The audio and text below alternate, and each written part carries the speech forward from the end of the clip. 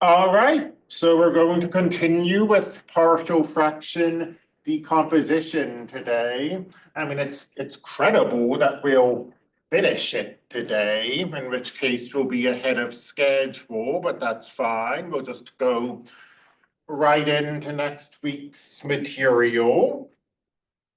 Well, not right in, we would wait till tomorrow, but so yesterday I stated partial fraction decomposition as, I stated the case as we have a quadratic in the bottom and the quadratic totally factors. We don't need the quadratic part of that case. That is, case one is really that the bottom factors as unique linear expressions.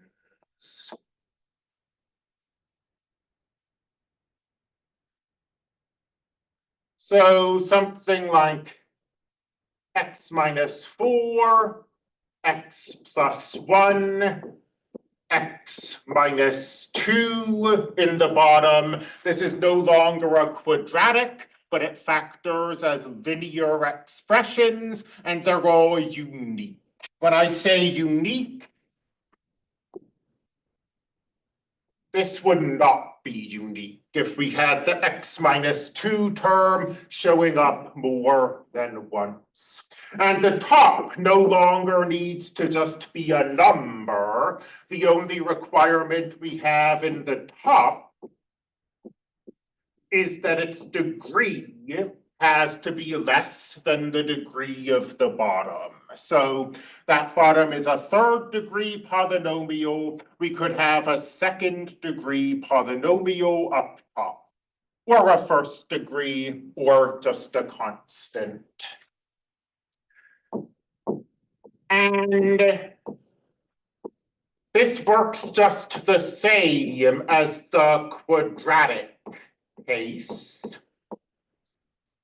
We can break this apart as a sum where the denominators are the terms of the factored polynomial. Notice we still just have numbers up top, A, B, and C. The fact that we now have a quadratic up here doesn't affect anything. As far as the partial fraction decomposition goes, we have just constants A, B, and C, and we need to find those constants. And in this case, which is the nice case, and also I think the most common case in application, we can use the Heaviside method. There's nothing about the Heaviside method that requires us to only have two terms.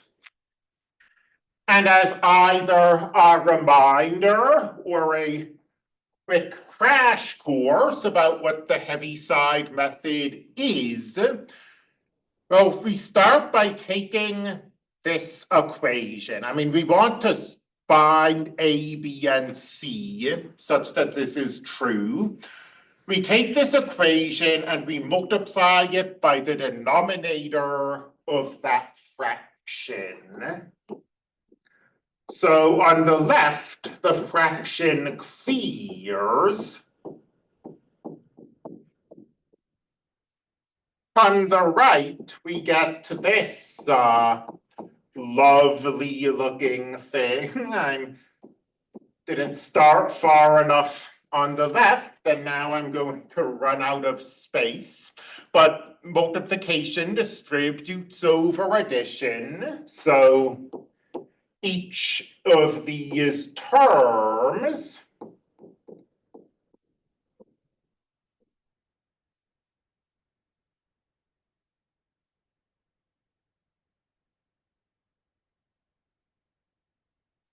is multiplied by this expression.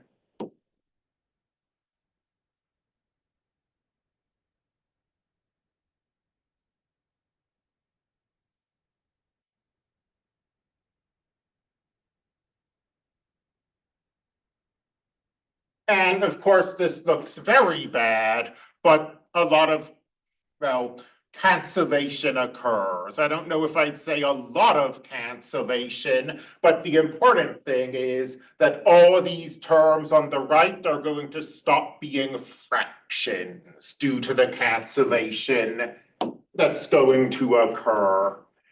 X minus 4s will cancel. X plus 1s will cancel. X minus 2s will cancel. And we get this catastrophe. But the joy of the Heaviside method, if I can be, I guess, a little hyperbolic, is that as messy as this looks, we don't have to simplify anything. We're just going to plug a few numbers into this. So we have A, X plus 1, X minus 2, and we have B, X minus 4, X minus 2.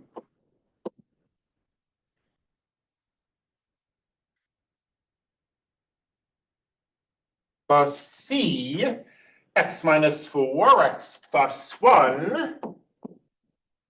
So of the students who were here yesterday, I've said we just plug some numbers into this.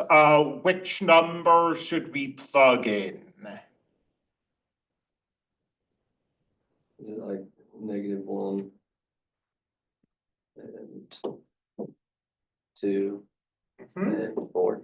Yes, that's it exactly. So we plug in numbers that turn factors to 0. And here there are 3 factors, and there are 3 numbers that turn them into 0. So -1, you see this x plus 1 term appears twice. So -1 will make 2 of these terms vanish. If x equals -1, then we have what? -1 squared is 1, plus 1 is 2, plus 1 is 3, equals b, -1 minus 4, -1 minus 2. So let's see. -1 minus 4 is -5. -1 minus 2 is -3. So +15 if I'm doing my mental math correctly. And we can solve for b using this method.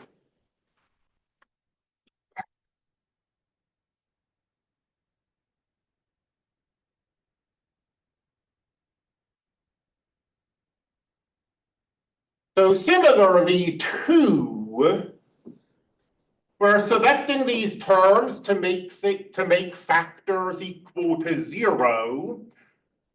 2 makes that equal to 0. And because we're multiplying, it makes the whole thing equal to 0. Similarly, 2 makes that equal to 0. And if we plug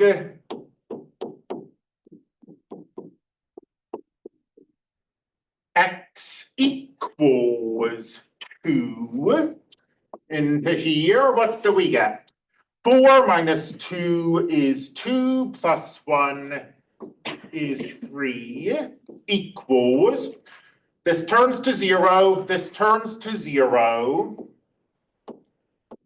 2 minus 4, 2 plus 1.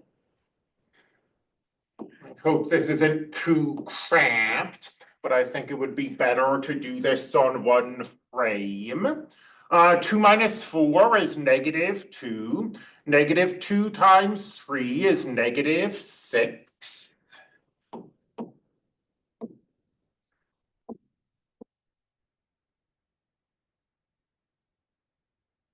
And we can solve for C. And for exact same thing applies. The reason we selected 4 as a number to plug in is that it makes expressions equal to 0. It makes expressions go away. Let's see, 16 minus 4 is 12, plus 1 is 13 equals. And the only terms that don't go away are the ones attached to the A. 13 is 10A, A is 13 over 10. So a motley collection of values there, A, B, and C.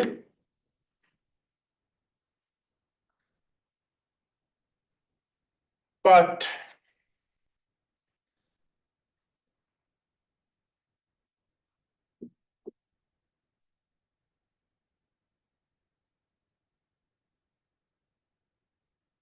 B is 3/15. It actually doesn't, I mean, it doesn't really matter. We have these fractions. They're not the nicest looking fractions. I mean, I guess -1/2 is okay. But for our purposes, I mean, we're basically going to be ignoring those fractions because is it okay for me to erase down here?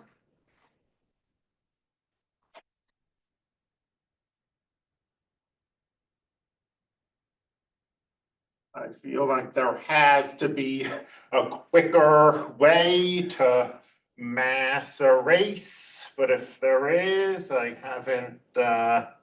haven't found it.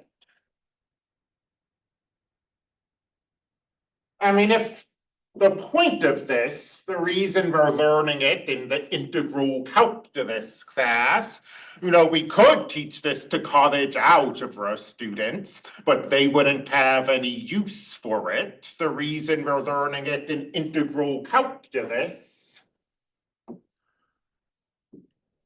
is to use it as an integration technique.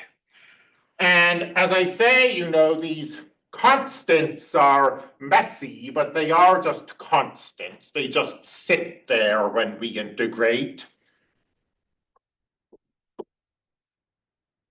And we're always, well, always is a big word, but in the case we're looking at, bottom factoring uniquely, we're always going to end up with natural logarithms.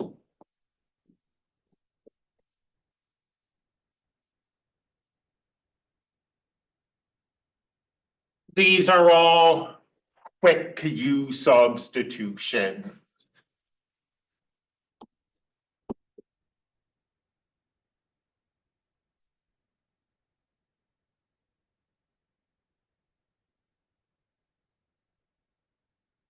I don't want to confuse anyone if they're struggling with U substitutions, but in a situation where du equals dx, you can basically ignore the details of the U substitution and maybe do it in your head. Like here, if u is x minus 4, du is dx. So I'm just going to get this constant over u, that will be the natural log of u. I hope that that's fairly straightforward for us. And here it's not don't forget constant of integration. It's not the nicest looking integral, of course, but what can you do? So this is the good case. What makes it good? Well, we can find any constants easily. The Heaviside method works. And as an integration tool, it always works. The sum we get is something we can always integrate. We'll always get natural logarithm. So I guess sort of taking these in order of niceness, we've started with the nice case.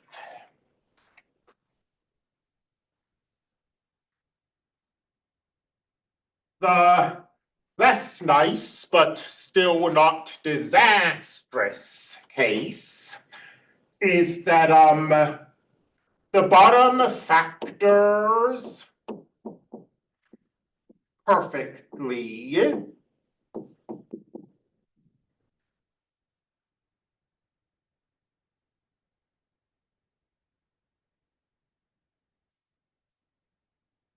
But there are maybe repeated factors.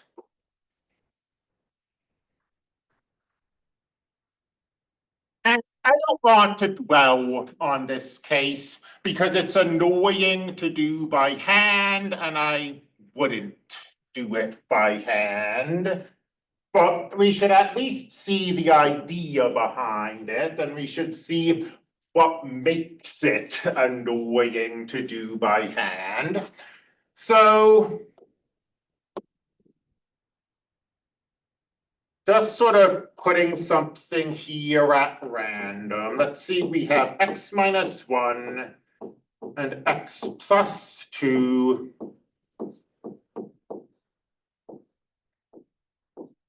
And then we have an x minus 5 to the 4th power. Again, this is the details of the top aren't super important when you're doing this. The only thing that really matters at the moment is the observation that the bottom is a 6th degree and the top is a 2nd degree. We need the degree of the bottom to be bigger. So we get, this a over x minus 1, this b over x plus 2. We get the terms that we would intuitively expect, but then we get additional terms. And the additional terms are going to come from that. You see in the denominator over there, we have a 4th power.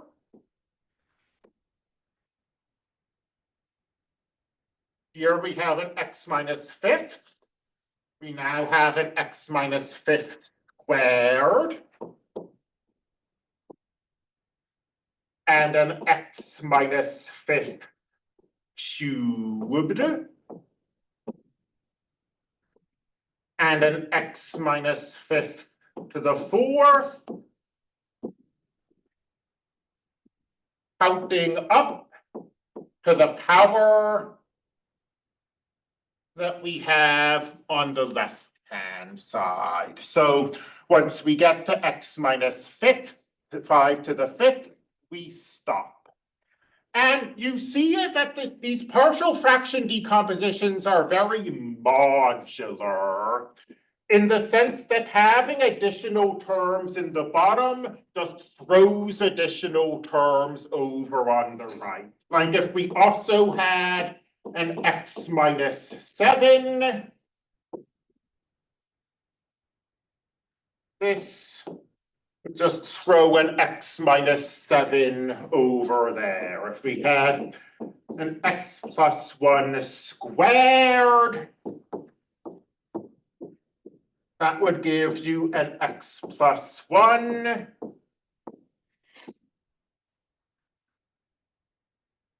And an x plus 1 squared. So, I mean, you can probably sort of see why this is going to be messier. The more factors you have, the more letters you have to find. And here, one expression is giving you a whole bunch of extra factors. That x minus 5 to the 4th. So, wait. I better get this fixed. I don't, when I was working over here, I must have seen the 5. I somehow imagined this was the 5th power. We go up to the power. So if that's an x minus 5 to the 4th, we go up to the 4th power. We see that with the x plus 1, 2 as well. We go up to the 2nd power. But you see, that one term is giving you a whole bunch of letters that you have to find, and the Heaviside method it works very imperfectly here, and you're left with work to do. And that's just, certainly I'm not going to keep working with this. This is a multiple hour problem I have on the board. But let's see how this works by example. Let's say we just have that one factor down below, x minus 2 cubed.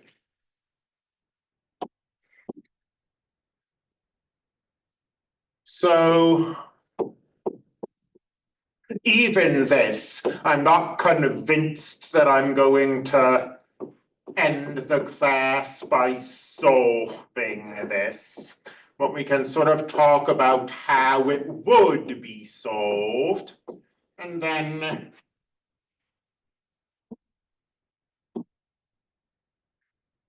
so we have 3 terms from this.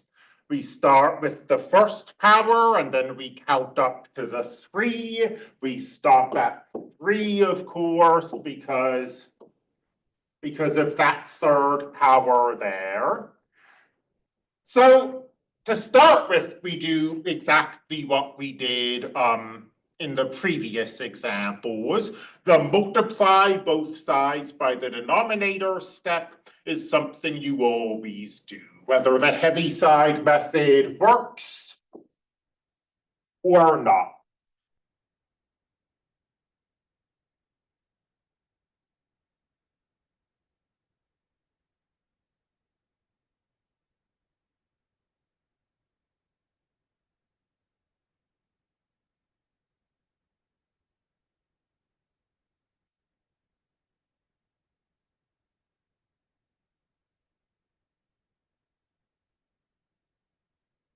So good news first. These, I mean, they do all cancel and stop being fractions. which is something we want. I mean, polynomials are easier to work with than rational functions. So this time the cancellations are imperfect. Like this x minus 2 only cancels one of those three terms up top. This x minus 2 squared cancels two of the three terms on top. It's only here that we get complete cancellation and just have C. So x equals a x minus 2 squared plus b x minus 2 plus c. So I keep saying the Heaviside method doesn't work here, but I mean, it gives you something. It's just not going to give you everything. I mean, if we're using the Heaviside method, what do we need x to be? 2.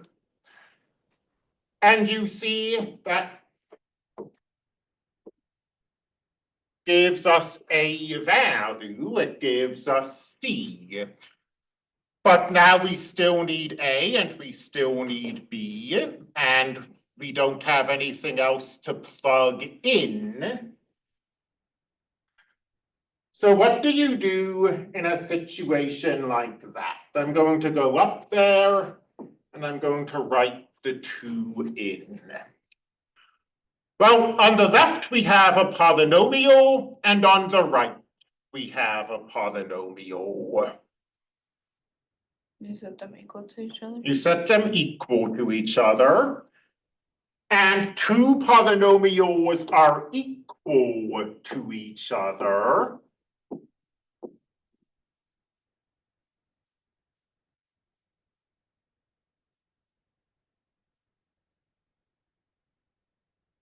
If their coefficients are equal to each other. So this is just a random example that has nothing to do with the problem at hand.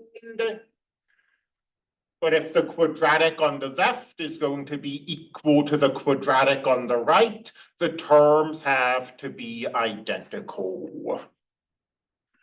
So that's the strategy you use here. You factor everything out and then you set terms equal to one another.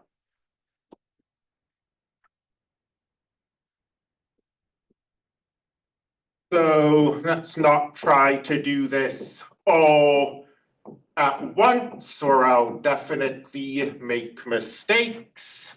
There's x minus 2 squared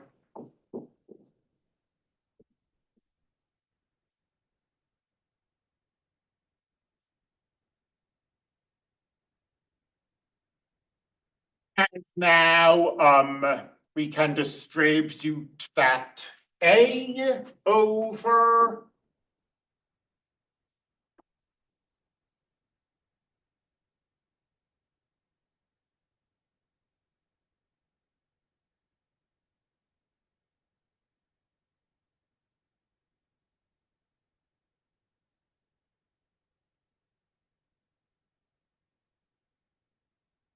and now let's see, on the left, on the right, we have a quadratic. So on the left, we'll think of this as 0x squared plus 1x plus 0. So let's see, on the right, we've got ax squared. We've got a bx and a minus 4ax. And we've got a 4a and a minus 2b and a plus 2. So you see I'm taking all the x squared terms and I'm putting them together. There's only one. And I'm taking all the x terms and I'm putting them together. And I'm putting all the constant terms together. And now that we can match, I mean, this isn't so bad. For these quadratics to be equal, I think I must have done something wrong. I'm going to just go through this and I'm going to see what happens. Oh, no, this was, I don't think I've done anything wrong anymore, but I guess we'll see. Those two terms have to be the same, so A has to equal 0. And then the x term and this have to be the same.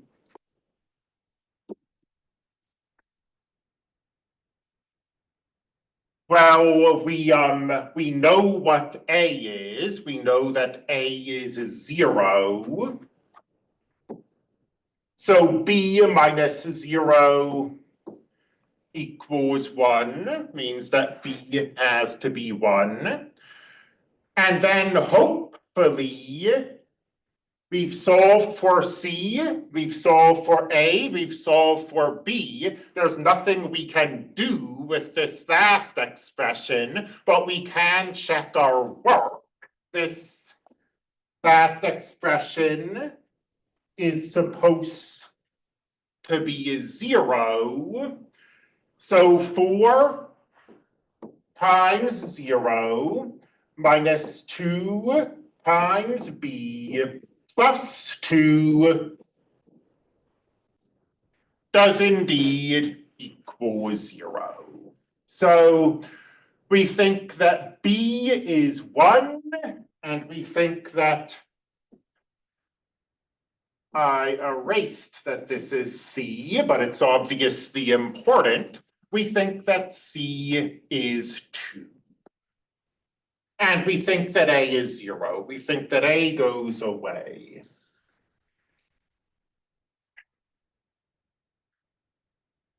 And we can check our work. I mean, I was concerned for a moment there that I had made some kind of mistake. Now, I guess I don't know whether I've made a mistake, but it's easy to find out. Will that B be 1 and will that C be 2?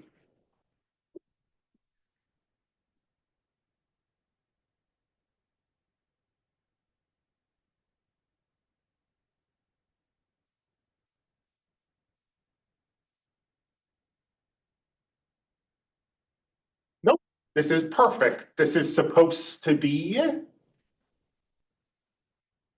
this.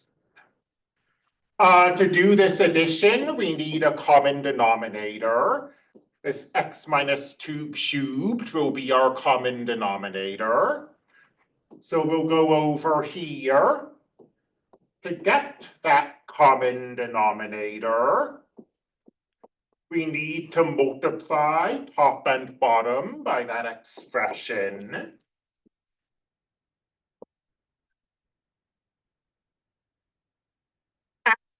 Everything works out perfectly. This -2 and this +2 wipe each other out. They cancel.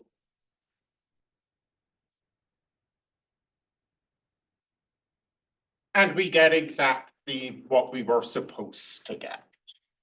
So without the Heaviside method, there's some additional work.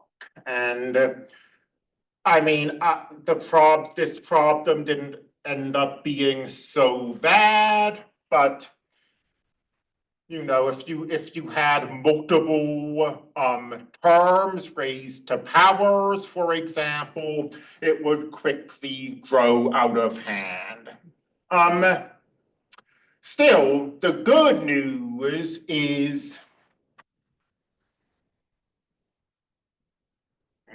bad news, good news. The first case, there was no bad news. It was kind of all good news.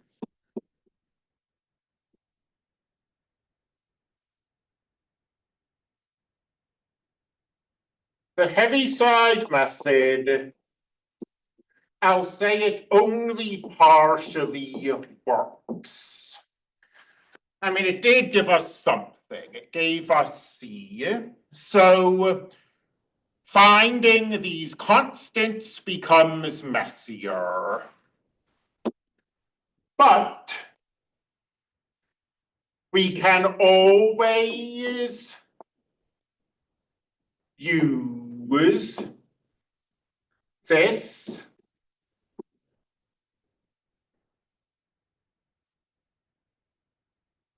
as an integration tool. So the expressions we get are expressions we'll definitely be able to integrate. You need to be careful. So we wound up with this.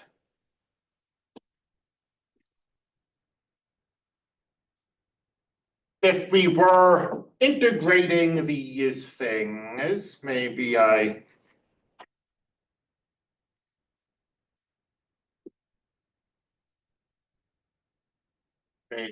better just start a new frame.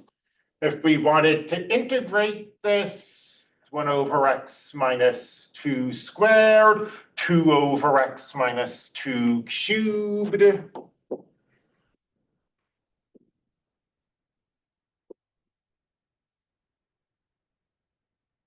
You do little u substitutions. You'd be letting u be the denominator of these fractions. Be careful what we end up with here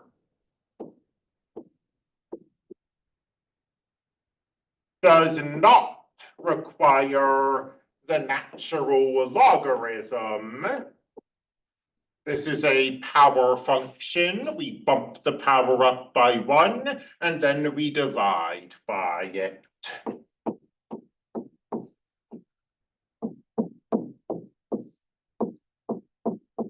So that's our first expression.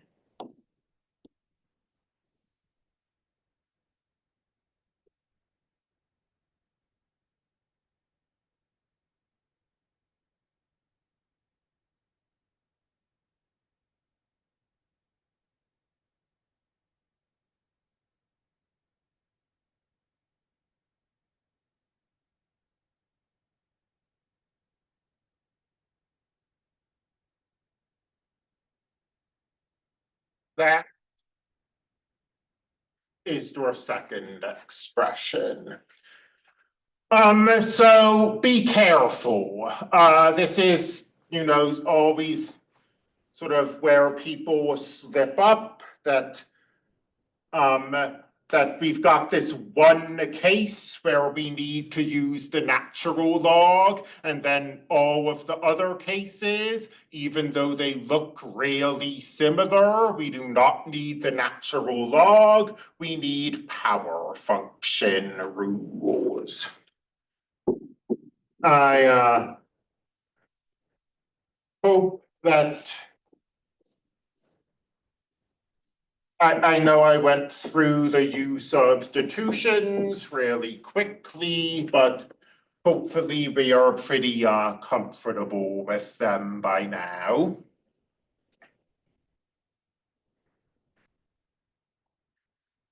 So yeah, there's one more case, but it's just a bad case all in all, so I'm not going to dwell on it, and we will indeed finish this material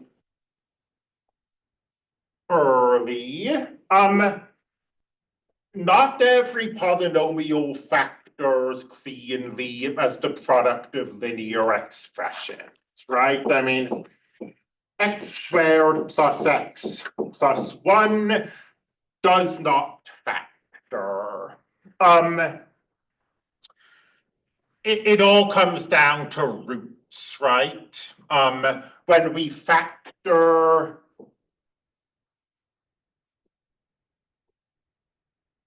a polynomial,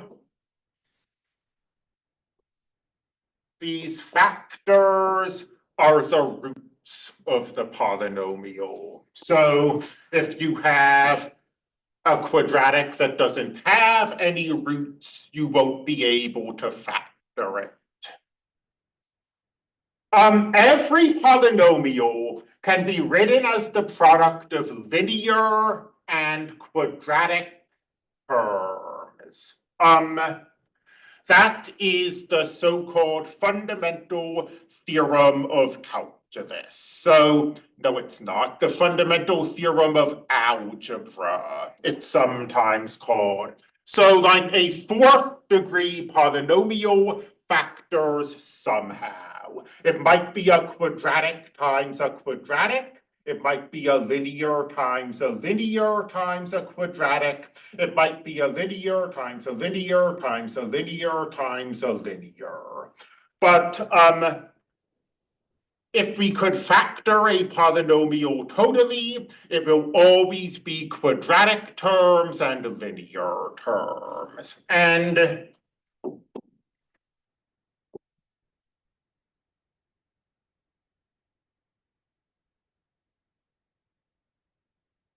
we call a quadratic irreducible if it doesn't factor. So I could state this as a theorem. Any polynomial factors as the product of linear terms and irreducible quadratics.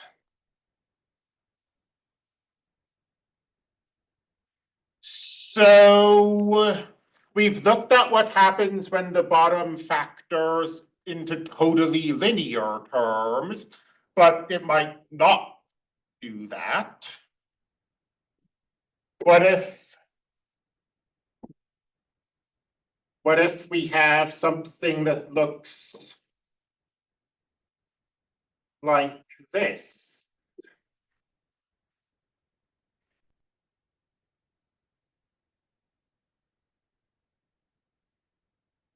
Well, the answer to that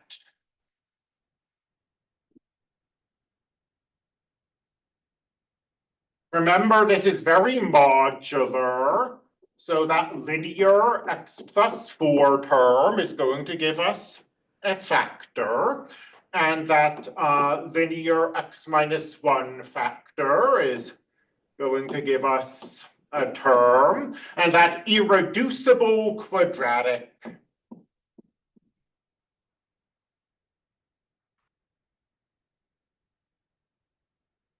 is going to show up like that in the partial fraction decomposition. So this is bad on a number of levels. The Heaviside method isn't going to work here. The method that we used here, where we mess around and we expand everything and we set coefficients equal to each other, that will work, but it's going to be a bunch more work, you know. but really, more to the point, there's no guarantee that we can integrate an expression like that, you know? 7x minus 4. This is unrelated to this problem. I did not find this 7x minus 4 in my head. It's just an example. You know, if you have this, well, U substitution doesn't work here, right? I mean, you can let U be the denominator, but we don't have that du. And you know, the textbook in sort of typical textbook style is like, okay, but what about this one example where it does work? Or what about this one example where you can complete the square and make it, but those are aberrations, and it really doesn't make a lot of sense to focus on them. So for these, well, mainly for the second reason. I mean, as far as you know, the Heaviside method not working, whatever. We can make a computer do the partial fraction decomposition for us. But the fact that this does not work reliably as an integration method is really fatal, because that's the only reason we're learning this. And if it's not going to integrate or to let us integrate, then what's the point? And that's the, no, well, I guess the last case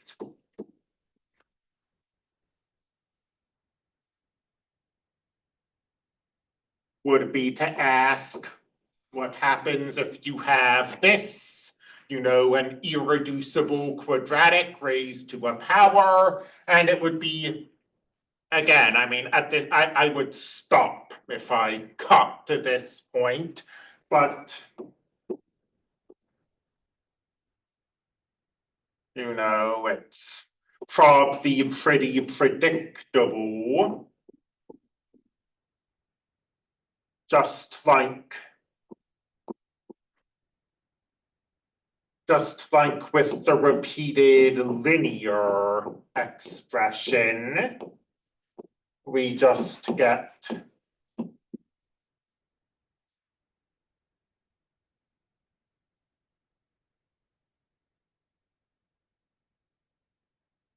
these powers going up.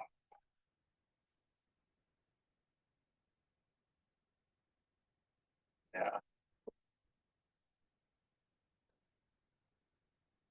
Doing this by hand would be, I mean, the Heaviside method doesn't work at all. There's literally nothing you can plug in. You'd wind up, you'd wind up with 6 equations of 6 variables that you need to solve at once. It would turn into a thing. I'm not, obviously on the test next week, I'm not going to make you do that, but that's partial fraction decomposition. So a very specialized method in a sense, because it only works with rational functions. It's different from integration by parts, where you can try it whenever you have a product. It's different from U substitution. You can try it whenever you have composition, but it shows up in some very significant applications, like, well, like nothing, like stuff that we'll see in Math 330. But I mean, I guess if you've ever, if you've ever come across a graph that looks like that. This is the very famous logistic graph. You see it with disease outbreaks, for example, a period of slow growth where there aren't a lot of infective people spreading the disease, then a period of fast growth, which again slows down as herd immunity is achieved. The equation for this graph comes from the partial fraction decomposition. We'll see that in Math 330. So a little limited, but it does have significant applications. And I will see you tomorrow. As I say, we'll just dive into the next section, and that's nice. When we have a little extra time, I talk about applications to probability the week before break. So we'll be able to do that even with the tests.